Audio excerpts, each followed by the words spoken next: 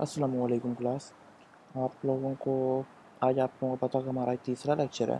तो इस तीसरे लेक्चर के बाद मैं आपको एक टेस्ट दूंगा। आज मैं आपको वो असाइनमेंट नहीं दूंगा। तो पहली बात तो ये, और टेस्ट मैं आपको बना के दे दूंगा। तो आप लोग सॉल्व कीजिए। उसमें 5 से 7 MCQs होंगे, 5-6 शॉर्ट क्वेश्चन होंगे। आप लोग जैसे पहले असाइनमेंट की तरह कर रहे हैं वो आप लिखें, उसकी तस्वीरें जो मुझे सेंड करते हैं। और 3 दिन की अटेंडेंस यानी 7, 8 और 9 लेक्चर की उस टेस्ट की बेस पर लगेगी। नंबर वगैरह तो नहीं होंगे, बस करना ही होगा टेस्ट को, अटैम्प्ट ही करना है। अच्छा, तो आज हम अपना 9th लेक्चर स्टार्ट करते हैं। इसके अंदर ना आज हमने ऑब्जेक्टिव्स देखने हैं डेटाबेस के। ऑब्जेक्टिव्स का मतलब होता है कि डेटाबेस को यूज़ करने के रीज़न क्या है, मेन पॉइंट किया था हमने डेटाबेस को क्यों यूज़ किया। फाइल प्रोसेसिंग सिस्टम यूज़ कर रहे थे ना, तो उसके हमने ड्रॉबैक्स भी देखे थे, डिसएडवांटेजेस देखे थे। हम डेटाबेस मैनेजमेंट सिस्टम जो DBMS है या डेटाबेस है, इससे क्यों यूज़ कर रहे हैं डेटाबेस को। अब इसके ऑब्जेक्टिव ये सबसे पहले आता है डाटा इंटीग्रेशन।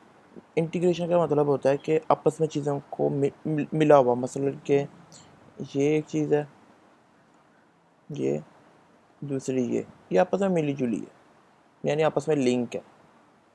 ये होती है डाटा इंटीग्रेशन होती है। अब आते हैं जी डाटा इंटीग्रेशन की तरफ।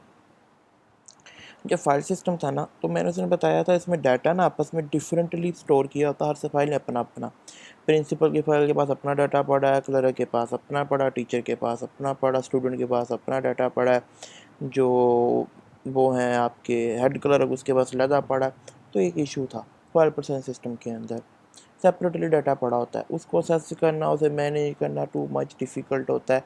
और ये सारी इंडिपेंडेंट फाइल होती हैं, यानी प्रिंसिपल की फ़ाइल का क्लर्क के साथ कोई ताल्लुक ही नहीं है। अगर क्लर्क ने कोई चेंजिंग की है प्रिंसिपल को नहीं पता, प्रिंसिपल ने कोई चेंजिंग की है क्लर्क को नहीं पता लगना, टीचर को नहीं पता लगना। अगर बच्चा क्लास में नहीं आ रहा, टीचर ने उसका नाम खाली किया, प्रिंसिपल को नहीं पता लगेगा फाइल प्रोसेसिंग सिस्टम के अंदर। ये एक इंडिपेंडेंट फाइल्स होती हैं। अब जो मेन ऑब्जेक्टिव था ना कि हम फाइल्स इस तरह मैनेज करें, अगर एक जगह चेंजिंग हो ना तो हर बंदे को चेंजिंग शो हो। तो फिर डेटाबेस बनाएंगे। अब डेटाबेस में होता क्या है, एक फ़ाइल बनाते हैं जिसके अंदर स्टूडेंट की इन्फॉर्मेशन खाली पड़ी होती है, एक फ़ाइल के अंदर उसके मार्क्स पड़े होते हैं, एक के अंदर उसकी फ़ी की डिटेल पड़ी होती है, एक के अंदर उसके क्लास की अटेंडेंस के बारे में इंफॉर्मेशन, एक फ़ाइल के अंदर उसके जो एक्टिविटीज़ होती हैं वो क्या क्या इन्वॉल्व होता है उन सब के बारे में इंफॉर्मेशन होती है। अच्छा, अब देखो यहाँ पे वर्किंग के लिहाज से फ़ाइलें बनाई। पहले हमने क्या था, एक प्रिंसिपल की फ़ाइल थी बंदे के लिहाज से, यानी जिस तरह का वो पर्सनल है उसकी अपनी फ़ाइल। अब यहाँ पे एक्टिविटी के लिहाज से फ़ाइल्स बनाई गई हैं। टीचर डिटेल एक लैब है, यहाँ पे फ़ाइल है टीचर की। एक यहाँ फ़ाइल है जी किसकी, जिसके अंदर जो क्लर्क है उसकी डिटेल है। एक यहाँ पे उसके अलावा जो ऑफिस बॉय काम करते हैं उनकी डिटेल। एक और फाइल है जी, उसके अंदर खाली प्रिंसिपल की डिटेल है, यानी अकेला प्रिंसिपल। अब इन फाइलों को आपस में लिंक किया होता है, एक फाइल दूसरे के साथ लिंक है, ये वाली तीसरे के साथ लिंक, चौथी वाली पाँचवें का, ये सारी आपस में लिंक होती हैं। फिर जिसने भी डाटा देखना होता है ना, वो अपना लैपटॉप ऑन करता है, जिसे मैंने पोर्टल दिखाया था, वो पोर्टल के ऊपर जाता है, यहाँ अपना नाम रोल नंबर लगाता, सारी फाइलें मिल के ना डाटा यहाँ पे शो करवा देती हैं। समझ रही इस बात की। ये डाटाबेस का काम होता है। मिसाल के तो मैं आपको एक डायग्राम दिखाता हूँ, या डायग्राम दिखाने लगा। अब ये देखें, एक बार ये आपने करनी है, हमने अगर पढ़नी है तो सिर्फ आपको एक ये रिलेशनशिप, इस तरह का रिलेशनशिप होता है किसी भी सॉफ्टवेयर के अंदर। या डायग्राम फॉर किसका, स्कूल मैनेजमेंट सिस्टम, आप इसे समझ जाएंगे, या कॉलेज मैनेजमेंट सिस्टम कर लें। ये आ गया जी, ये डायग्राम मैं आपको दिखाता हूँ ओपन करके।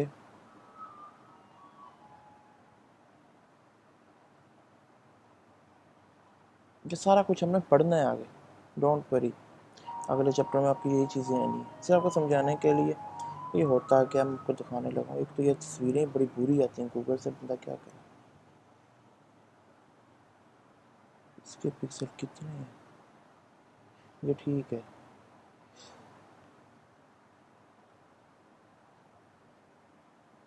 ये चीज़ ये देखें जी,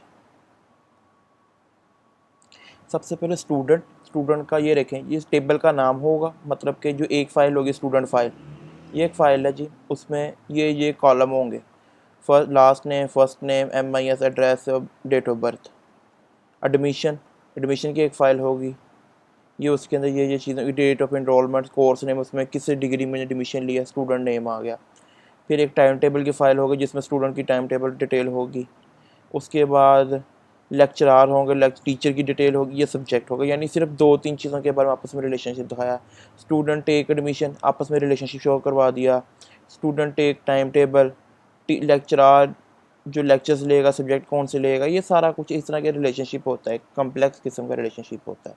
समझ लगे? अब इस तरह को सारा पोर्टल के ऊपर शो करवा दिया जाएगा। जैसा स्टूडेंट को, अब जो हमारा डाटा है ये सारा सेपरेट पड़ा होता है, यानी स्टूडेंट की डिटेल एक फ़ाइल में, उसकी जो उसने पेपर दिए उसकी डिटेल एक तरफ, फीसों की डिटेल एक तरफ, और पोर्टल के ऊपर सारी इकट्ठी करके इन्फॉर्मेशन दिखा दी। यानी यहाँ की भी इन्फॉर्मेशन यहाँ पे आ गई, इसकी इन्फॉर्मेशन यहाँ पे, इसकी इन्फॉर्मेशन भी यहाँ पे, इसकी भी यहाँ पे, इसकी भी यहाँ पे।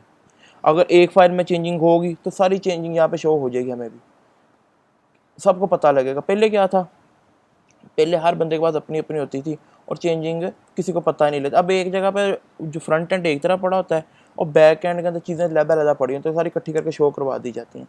ये डाटा इंटीग्रेशन थी। तो अच्छा, एक और बात, लाजमी नहीं है कि जो फाइलें पड़ी हुई हैं एक ही डाटाबेस में अंदर पड़ी होंगी। मिसाल के तौर पर कि फिजिकली एक ही डिवाइस के अंदर हों, डिवाइसें जितनी मर्जी हों, जहाँ मर्जी पड़ी हो, वो हमें शो एक जगह करवाई जा रही होंगी।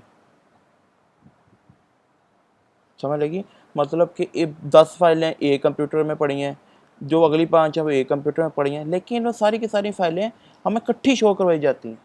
अब जो डाटाबेसेस होते हैं, उसके फेसबुक के डाटाबेसेस, आपको उसकी मैं तस्वीर दिखाता हूँ।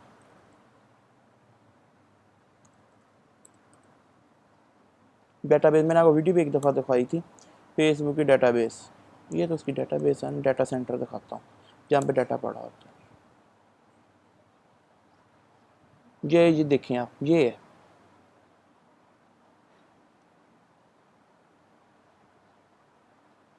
मुझे तो फ़ायदा हो गया ऑनलाइन का कि मैं आपको डिफरेंट चीज़ें गूगल वगैरह से दिखा देता हूँ। चलिए यार, ये देखें, ये डिफरेंट सरबनमा चीज़ें पड़ी, इसके अंदर हार्ड डिस्क होती हैं। मुझे समझ कुछ नहीं आनी आप लोगों को।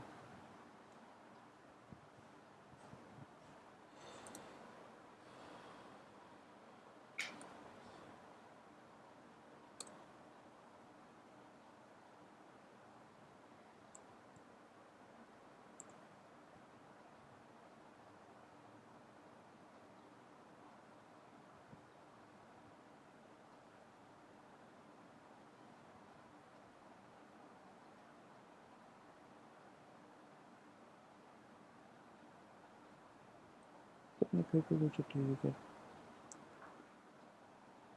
ये देख रहे हैं, ये आपको ब्लू डिस्क नज़र आ रही है, सारी हार्ड डिस्क होती है। हो सकता है कि आपकी एक तस्वीर यहाँ पड़ी हो, दूसरी तस्वीर इसके अंदर पड़ी हो, चौथी तस्वीर इसके अंदर पड़ी हो, पांचवी तस्वीर किसी और रैक्स के अंदर, किसी और हार्ड, अब इसके अंदर रैक्स होती है, इसके अंदर हार्ड ड्राइव्स होती हैं जिसके अंदर वो हमारी जिसके अंदर हमारा डाटा सेव होता है। लैपटॉप या आपने कंप्यूटर की हार्ड ड्राइव देखी होंगी शक्लें, उसके अंदर ये डिफरेंट लगी होती हैं एक रैक के अंदर। अब ये एक पूरा है सर, एक ये बॉक्स है, इसके अंदर तो कितने रैक्स हैं, हर रैक के अंदर को 5-5, 7-7, 10-10 लगी होती हैं, उनको जोड़ा गया होता तारों के साथ। देखिए कितना बड़ा ये डाटा सेंटर है। हो सकता आपकी एक तस्वीर यहाँ पे, दूसरी कहीं और पे, फिर उनको आपस में इकट्ठा करके आपको शो करवाया जाता है। ये चीज़ मैं आपको कह रहा हूँ। हो सकता है कि डिवाइसेस फिजिकली किसी और जगह पर चीज़ें डाटा पड़ा हो किसी फिजिकल डिवाइस के अंदर, लेकिन आपको जो लॉजिकली आपस में वो जुड़े होते हैं। लॉजिकली का मतलब क्या? लॉजिकली का मतलब ये कि टीचर की डिटेल हो सकता है कि यूरोप में पड़ी हो, लेक्चर ये टीचर की ये डिटेल है, ये हो सकता है पूरा का पूरा यूरोप में पड़ा हो, और ये हो सकता है कि जर्मनी में पड़ा हो फिजिकली डाटा, लेकिन लॉजिकली आपस में कनेक्ट है और आपको एक जगह पे सारा दिखाया जा रहा है। समझ लगी बात की? अब बात है डाटा इंटेग्रिटी क्या। ये सबसे इम्पोर्टेंट बात है। मिसाल के तौर पर एक बंदा आता है जी, वो आगे जी एडमिशन करवाने आता है, क्लर्क पूछता है आपका नाम, वो कहता है मेरा नाम 123, व्हाट इज़ दिस। हो सकता है वो टेक्निकल पर्सन ही ना हो, 123 लिख दे, कंप्यूटर ने सेव कर लिया, डाटाबेस में चले गया। तो फ़ायदा इस तरह डाटाबेस का, हमारी जो डाटाबेस होती है इतनी बेहतरीन होती हैं कि हम लोग अगर उससे गलत चीज़ लिखें तो हमें वो रिस्पॉन्स देते हैं आपने गलत लिखा। फेसबुक पर लॉगिन करते हैं, आप ईमेल एड्रेस गलत लिख लेते, वो कहता है कि आप ईमेल सही लिखो। मोबाइल नंबर के गलत लिख दिया तो वो कहता है आपका यूज़र नेम ठीक नहीं है, आपका लास्ट पासवर्ड ठीक नहीं है।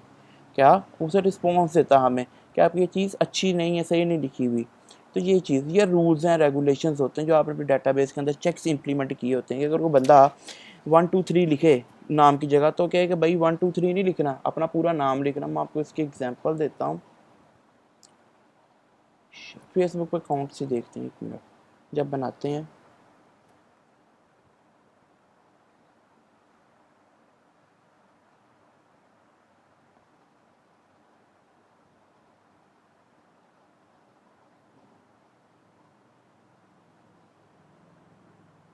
ये फर्स्ट नेम है, यहाँ पे मैं लिख दूँ 1,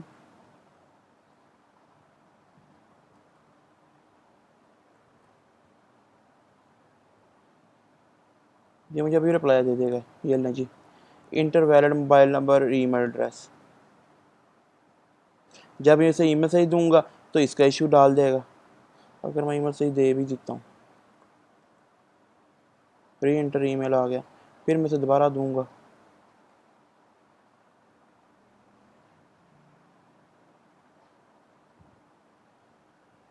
चलो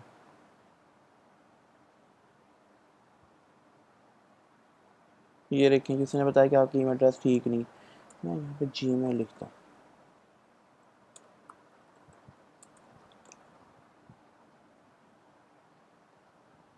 ये देखें जी, this name contain certain character that are not allowed.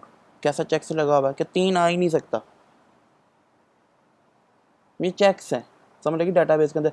यहाँ से मैंने इंटर दिया, उनकी डाटाबेस में डाटा गया, साथ ही रिप्लाई आ गया जी ये इसकी इन्फॉर्मेशन ठीक नहीं है।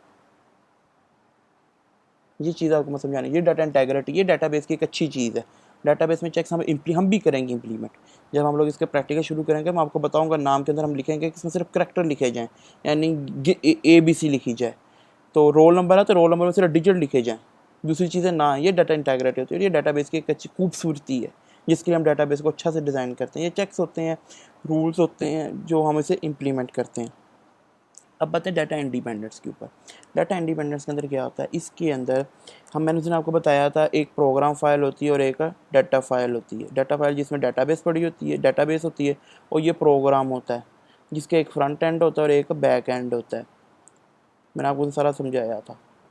Front end end user use करता है, बैक एंड जो होता है वो प्रोग्रामर यूज़ करता है। अगर ये प्रोग्राम फाइल्स पड़ी हुई हैं, अगर डाटाबेस में जो हमारा पहले वाला सिस्टम फाइल प्रोसेसिंग सिस्टम होता है, अगर इसमें डाटाबेस में कोई चेंजिंग करते थे ना तो सॉफ्टवेयर में भी चेंजिंग करनी पड़ती थी। अगर हमने सॉफ्टवेयर में कोई चेंजिंग की है ना, मतलब कि प्रोग्राम पहले सी में लिखा था, फिर C++ में किया, फिर हमें डाटाबेस में भी चेंजिंग करनी पड़ती थी, यानी जो डाटा जिस फाइल में स्टोर किया हुआ। फिर क्या हुआ, अब ऐसा सिस्टम आ गया डाटाबेस, अब यहाँ पे चेंजिंग करो इससे फ़र्क नहीं पड़ता, इसमें चेंजिंग करो तो इसमें फ़र्क नहीं पड़ता। इसकी मैंने आपको एग्जांपल एक दफ़ा इलॉजिकल एग्जांपल आपको समझाता हूँ। आप अपनी फेसबुक मोबाइल पे ओपन करो, लैपटॉप पे ओपन करो, टैब पे ओपन करो, उसके डाटा शो करवाने में कोई चीज़ फ़र्क नहीं नज़र आता। लेकिन ये इलॉजिकल एग्जांपल है, इसके लिहाज से बनती नहीं है, लेकिन सिर्फ आपको समझाने के लिए कि उससे फ़र्क नहीं पड़ता कि डाटा आप कहाँ से एंटर कर रहे हैं, किस तरह एंटर कर रहे हैं, किस डिवाइस से एंटर कर रहे हैं, वो आपको सही रिस्पॉन्स देता है। ये एक इसके रिलेटेड एग्जांपल सिर्फ आपको समझाने के लिए दी है एग्जांपल। ये डाटा इंडिपेंडेंट है, मतलब कि अगर प्रोग्राम फाइल के अंदर कोई चेंजिंग की है तो डाटाबेस को फ़र्क नहीं पड़ेगा, डाटाबेस में चेंजिंग करने की ज़रूरत नहीं है। अगर डाटाबेस में चेंजिंग की तो प्रोग्राम फाइल में चेंजिंग करने की ज़रूरत नहीं है। ये एक अच्छी चीज़ थी किसकी, हमारे डाटाबेस की। चलें बच्चे, आज का आपका लेक्चर ख़त्म हुआ, तो आप इन दोनों को पढ़ें, मैं आपको टेस्ट दे देता हूँ, आप टेस्ट करें बच्चे, इसे याद भी साथ साथ करते जाएँ, क्योंकि ऑनलाइन लेक्चर और ये रोज़ाना की बुनियाद पर हो रहे हैं। और मुझे लगता है अगले वीक आप लोगों का ये चैप्टर ख़त्म हो जाएगा, इसी वीक में तो मुश्किल है, हो भी सकता है, इतना मुश्किल नहीं है। तो आप लोग तैयारी करते जाएँ, साथ ये चैप्टर ख़त्म होगा फिर इसका टेस्ट भी रखेंगे छोटा मोटा। फिर हम लोग एक क्लास जूम के ऊपर लेंगे जिसमें आप लोग ओपनली क्वेश्चन करेंगे, टाइम डिसाइड कर लेंगे 12-1 बजे। जूम ऐप आप मोबाइल में इंस्टॉल करवाऊँगा, पैकेज कर लेना इंटरनेट सब अपना अपना, तो हम ऑनलाइन होंगे सारे के सारे वहाँ पे। ओके, अल्लाह हाफिज़।